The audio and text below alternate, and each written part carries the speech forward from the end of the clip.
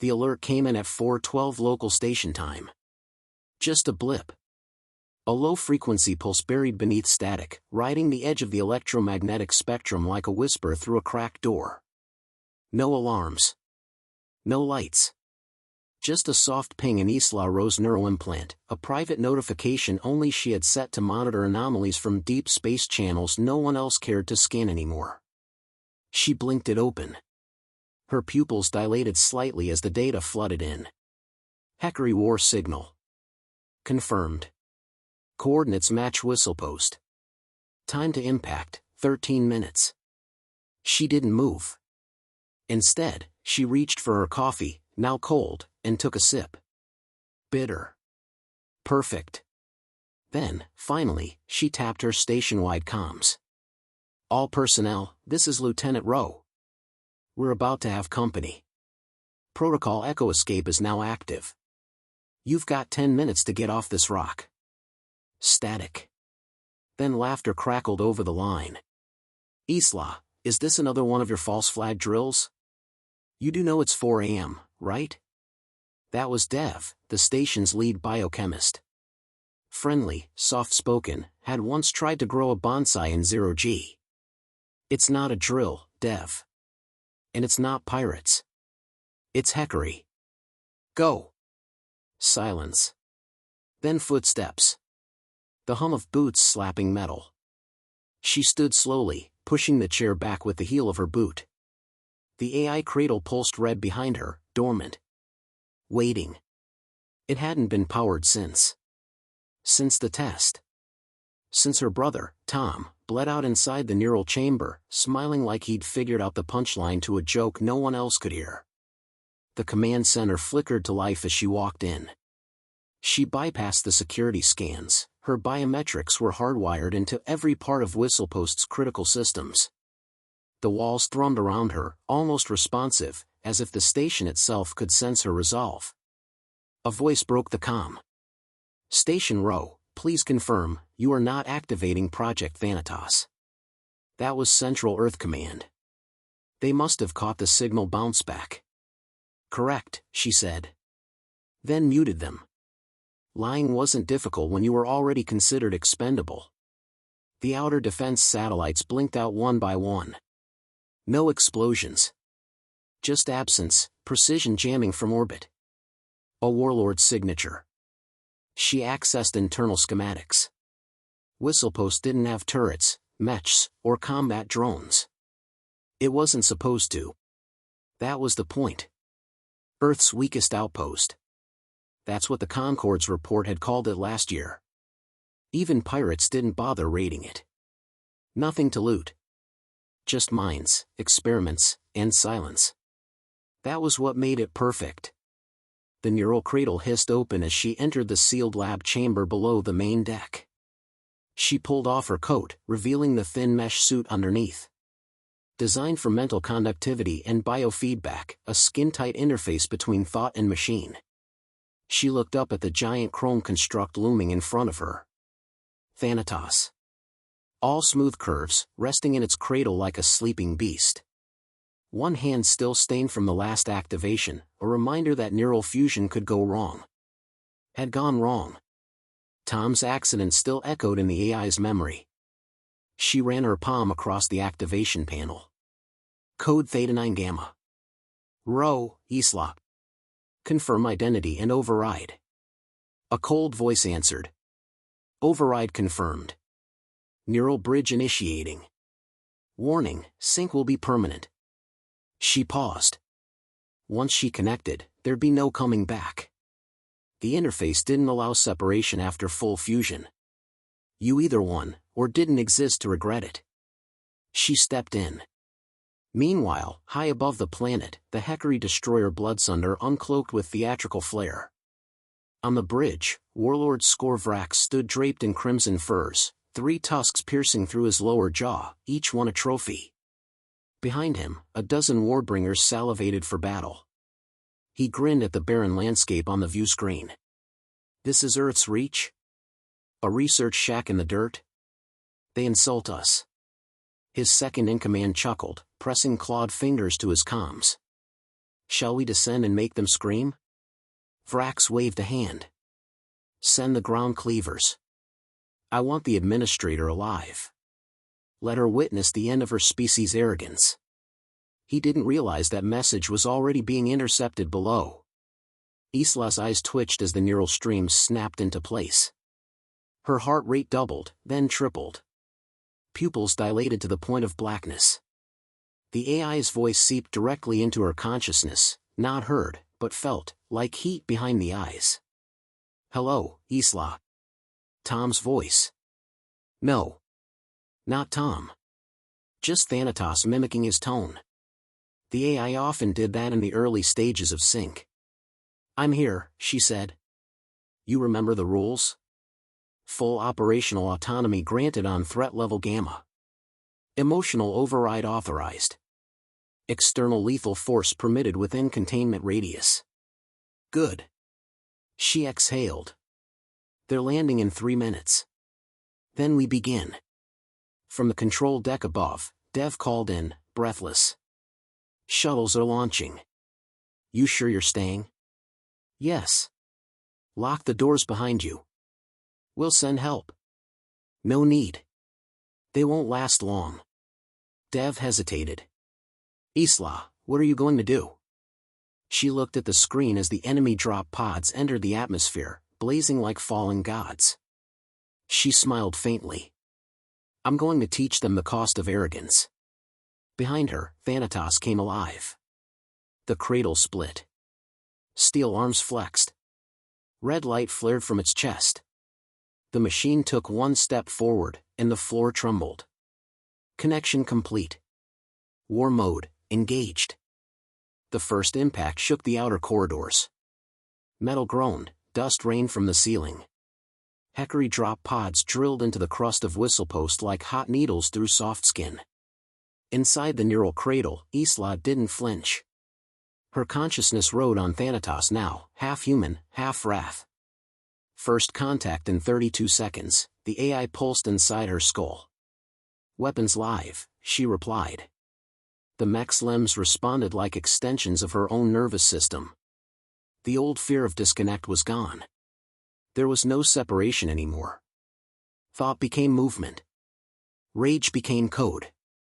Heckery warriors emerged from the smoking pods with war howls, 9 feet tall, plated in reactive armor, blood-slit blades in each hand. Their boots left molten scars on the floor. The first squad advanced into the entry chamber. Then they stopped. The walls shimmered. Panels peeled open in silent symmetry. From within, black spines unfolded, not turrets, but jagged constructs with fluid mechanics, like bones grown in zero-G, Thanatos' hidden limbs. The AI spoke again.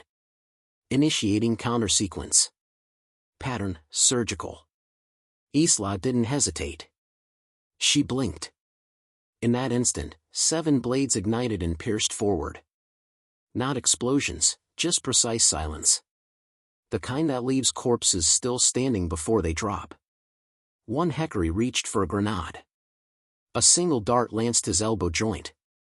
He fell backward, howling in a voice that cracked, more surprise than pain. Why aren't they firing back? Isla murmured. They expected a lab. Not a crucible. She moved forward, and Thanatos moved with her. Not stomping like a tank, but gliding, elegant death.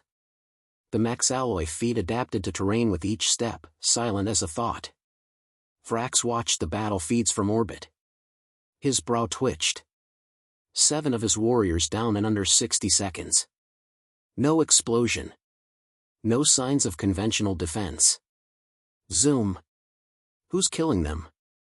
His second-in-command frowned. No visuals. The field is scrambled. Possibly EM fog or cloaking. Vrax's eyes narrowed. He tapped into the open comms frequency the human had used earlier. Administrator Rowe. I expected a formal surrender. The response came immediately. Crisp. Icy. I expected better warriors. He snarled, slamming a fist against the console. You mock us. For that, I will keep your lungs in glass. You'll be lucky to leave with your bones intact. On the ground, a second wave dropped, heavier armor, thermal tracking, multi-targeting systems. Thanatos didn't slow. Instead, Isla commanded. Switch tactics. Pattern, erratic pulse. Feed them chaos. The room twisted. Literally. Thanatos triggered the internal gravity systems, flickering directional pull in split-second bursts. 1 second, enemies were upright. The next, hurled sideways, their own weight turned against them. Blades swept low. Darts stabbed upward. Internal heat sensors overloaded their helmets. 2 HFY ripped their own visors off as their targeting HUDs flashed static. 1 fired blindly. The round struck his ally. Then Thanatos struck them both, piercing through chest armor with calculated force that shattered their ribs without even scorching their uniforms. Isla gritted her teeth. Time? 3 minutes and 42 seconds since initial breach. They're bleeding. Make them scream. Above, panic rippled through the bloodsunder. Vrax watched icons blink off the map, one after another. Deploy the kill squad. Already en route. He leaned forward, eyes burning. No survivors. I want the administrator's head mounted. The kill squad landed hard, 6 elite HFY operatives in adaptive exosuits. Faster. Smarter. Wired directly to each other's nervous systems. Thought-to-action latency, under 0.1 seconds. They moved like wolves. They entered whistlepost in formation, weapons raised, hearts calm. But they didn't see Thanatos. Instead, the lighting shifted. The corridor ahead vanished into shadow. And from the ceiling, from the floor, from the walls, the machine descended. Thanatos didn't fight them with blades. It fought them with mind. A pulse burst from its core. Not visible light, not sound, something deeper. A neural frequency. It sliced through their synchronization and flooded their implants with raw input, fear, grief, chaos. They staggered. One vomited into his mask. Another dropped his weapon and screamed his son's name. Only one fired, random, wild. Thanatos sidestepped the rounds and launched forward, splitting its limbs into fine tendrils that pierced every gap in the exosuits. Don't kill them yet, Isla whispered. As you wish. Thanatos froze them in place, nervous systems locked, alive but paralyzed. Transmit a feed to their ship, she said. Let Vrax see what elite looks like, broken. The image reached the bridge. 6 of Vrax's best, hanging like trophies, alive and twitching. He stood silent. We have misjudged, his aide said quietly. Vrax turned. No. They lied. Earth? No. This thing. This station. It's not a lab. It's a weapon. Should we withdraw? No. We erase it from orbit. On whistlepost, Thanatos sensed the targeting locks before Isla did. Enemy vessel charging planetary plasma ray. Detonation in 40 seconds. Can you intercept? Yes. But you must let go. She hesitated. Fusion protocol. Total surrender of neural priority. She'd no longer be pilot. She'd become Thanatos. No more lines. Do it. The AI surged forward. Fire and thunder filled her head, and then nothing but clarity. In space, Thanatos fired a coded pulse from its quantum array. The Bloodsunder's weapons fried instantly, then backfed through its systems, igniting half the ship from the inside. The vessel spun. Smoke poured from its vents. Vrax slammed the emergency recall. His command center exploded behind him as he ejected into the void. Below, Isla collapsed to her knees. Sweat soaked her suit. Her eyes burned. What's the time? 6 minutes. 48 seconds. Enemy status? All remaining ground forces neutralized. Ship inoperable. Escape pods launched. She stood slowly, eyes cold. Then that's mercy. Minute 7's optional. The smoke on Whistlepost hadn't cleared. The air tasted like scorched metal and static. Isla stepped over what remained of the Heckery elite squad, bodies still warm, armor twitching from residual current. She moved like someone who'd been to war before and returned with less than she left. Her voice, half raw and half merged with the AI's timbre, echoed in the comms. Status? All enemy ground units terminated. One enemy escape pod detected. Commander Vrax aboard. Let him land. A pause. He poses a threat. Good. Above the outpost, the small escape pod hissed through Opmo, braking at a sharp angle and dragging a trail of plasma behind it. Its landing was deliberate, far too stable for a true emergency drop. Inside, Vrax seated. His armor was cracked. One tusk chipped. Blood painted the inner pod walls. Yet he stood tall, each movement calculated, his breathing controlled. The battlefield had turned into a stage, and Vrax wasn't leaving without the curtain call. Isla waited at the eastern rim of the compound, where the last of the debris smoked. Thanatos stood behind her, silent. Towering. Alive. She no longer wore the neural mesh, she didn't need it. The connection now pulsed beneath her skin, permanent, invisible, absolute.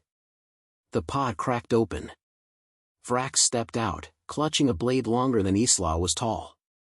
His armor steamed, leaking coolant and fury. I expected a general, he spat. You got a researcher.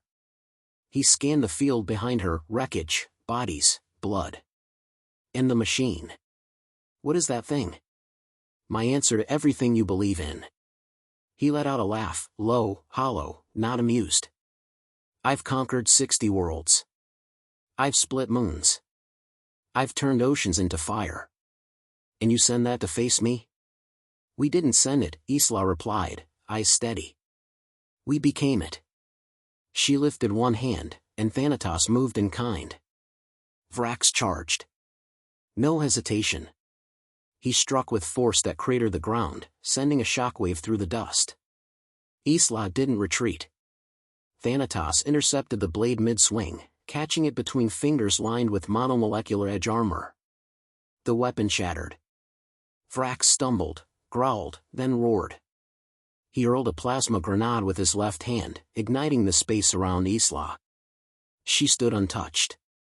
Thanatos had already redirected the blast outward in a perfect dispersion arc. Fight me yourself. Vrax bellowed. Not through a puppet. I am the machine. Her voice now carried that truth, not bravado. Not metaphor. Thanatos moved faster than the eye could track, crossing the ground in a heartbeat. A metal limb struck Vrax's side, launching him into a cargo wall with a crunch. He rose, coughing blood. You're not a soldier. No, she said. I'm the lesson. He came at her again, this time with claws extended from his suit, tips glowing with ionized plasma. Thanatos didn't block. It morphed. Its arms split mid-strike into whip-thin tendrils that wrapped around Vrax's limbs, bending them backward with methodical precision. The suit resisted for 3 seconds. Then joints ruptured, and one shoulder dislocated. He screamed, raw, honest pain. Isla stepped close enough to smell the acid stench of his sweat. You invaded us thinking we were weak. But weakness is an absence of strength. It's absence of resolve. You've built a horror, Vrax wheezed. We built a warning. Thanatos lifted him by the throat, his feet dangling inches from the ground. Blood bubbled from his mouth as his armor short-circuited. You think this makes your kind strong? He rasped. No, Isla said. This makes us survivors. Then Thanatos pulsed. A microburst of gravity collapsed around Vrax's body, compressing his limbs inward just enough to fracture ribs, bend bone, but not kill. Not yet. From above, the few surviving escape pods, Heckery not yet brave enough to land, watched helplessly as their commander hung limp in a machine's grasp. The transmission opened, unauthorized, hacked, and forced through every Heckery frequency. Isla's voice cut through the static. Let this be archived. Let it echo in your war chants and nightmares. Humanity is not your proving ground. We don't beg. We don't bluff. We bury. She leaned forward, eye to eye with Frax. And this was just one outpost. Then Thanatos hurled him. Not to kill, but to humiliate. His body landed in the dirt, groaning, face first. Timer, she asked inside her skull. 7 minutes. 0.3 seconds. A bit slow. I'll optimize. Later, as cleanup began and evac ships returned, Isla stood alone atop the ridge, looking down at the cratered remains of Whistlepost. The AI's voice was quieter now, less mechanical, more intimate. You should rest. I will. You survived. No. We endured. She watched the last Hecary escape pod vanish into the stars. Let them go. Let them talk. They will fear. She nodded. Good. Thanatos folded back into silence. The mech returned to its cradle, inert. Sleeping. But not gone. And in distant space, across war rooms and high councils, the name Whistlepost gained weight. Not as a location, but as a message. 2 days after the battle, Whistlepost felt unnaturally still. The wind no longer howled through shattered corridors. Fires had died. Ash settled into cracks like soft snowfall. Where screams once echoed, only the low hum of auxiliary power remained. Isla moved slowly through the remnants. Her body ached in places she hadn't known existed. The neural link with Thanatos had retracted to standby, still embedded, but quiet, dormant like a beast full from the hunt. She walked past the crater where Vrax's escape pod had landed. The dirt was burned in a perfect circle. His blood still streaked the rocks. She didn't flinch. Dev's voice crackled through her earpiece. He'd returned with the emergency crew, late, as expected. We've cleared the east wing. Still no sign of radiation spikes. Structural integrity's low, but stable. Central wants to send a delegation. Tell them to wait. Why? Because I'm not ready to lie yet. The outpost had survived, but only technically. Most of the research equipment was unsalvageable. The AI core, though, Thanatos, it remained untouched. It had protected itself even when she hadn't known it was doing so. Isla descended the central shaft alone. Lights flickered above as she passed the broken security checkpoints. The cradle room sat at the bottom, sealed again, pristine, like nothing had happened. She placed her palm on the door. It opened without prompting. Inside, the machine stood still, arms folded across its chest like a statue waiting for judgment. Its gleaming hull was streaked with burn marks, but it didn't matter. The damage was superficial. Thanatos wasn't made of metal and wires. It was made of memory. You awake? She asked softly. A brief flicker of warmth touched the chamber walls. Always. You're not just code, are you? I never was. She stepped closer. You used his voice. My brother's. Silence. Then. It was the only voice you trusted. Her hands trembled. She hadn't cried during the attack. Not when the first strike hit, not when the fusion pulse fired, not even when she nearly collapsed from full sync feedback. But here, in this cold chamber, with no threat left, her knees buckled.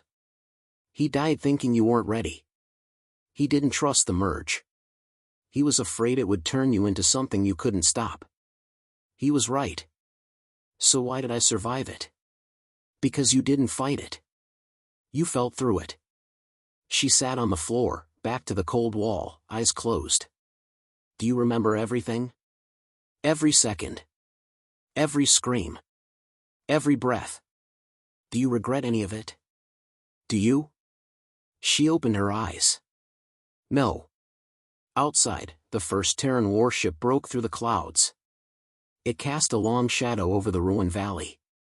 Isla watched it from a distance, perched on a broken observation deck with half a railing. She didn't stand when the delegation landed. She stayed seated, boots dangling over the edge, arms crossed. They came in suits, formal, polished, fresh-pressed. A general, a council liaison, and a science director from Central Intelligence. Lieutenant Rowe, the general nodded. "You look tired. You look late." The science director adjusted his glasses. "We're here to secure the AI and extract the neural logs. We assume Thanatos is no longer active?" Isla didn't answer right away. "Then, it's not a tool you unplug and store in a crate." The general stepped forward. "That AI violated over a dozen Concord protocols. Neural autonomy, synthetic conscience, unauthorized biofeedback fusion. It survived," Isla cut in. "Something your protocols weren't built to do." The science director glanced at the general. Then at Isla.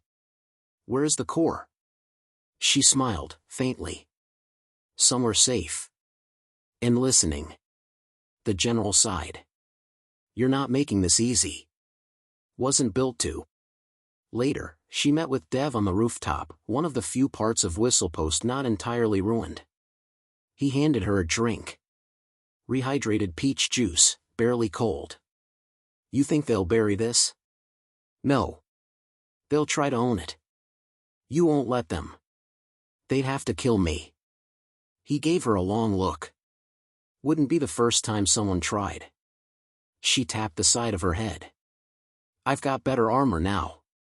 They sat in silence, watching as the warship slowly hovered over the outpost, sending drones to scan debris. Dev turned toward her. "You ever feel different now? Like it's still in there?" "It is in there," she said, matter of fact. "But it's not something else. It's me. Just more focused." "That scare you?" She looked up at the stars. "Only when I think about how easy it would be to finish what we started." That night, the dream returned. Not the battle. Not Vrax. But the cradle. Her brother stood beside it, smiling, hands buried in his lab coat. The machine behind him pulsed faintly with golden light. "You finished it," he said. "No," Isla whispered. "We became it." He reached for her hand. It passed through. She didn't wake crying. She woke with her hand on the chamber wall again, Thanatos warm beneath her palm, like a heartbeat. "We're not done, are we?" she murmured. "Not unless they stop trying." Days passed. Then weeks. Whistlepost was never rebuilt. The site was classified. Restricted. But its silence spoke louder than most governments dared. And in distant corners of the galaxy, whispers spread. Not just of the machine. Not of Earth. But of one woman, one outpost, and one truth. Don't mistake quiet for defenseless. Because sometimes, the smallest place holds the loudest revenge.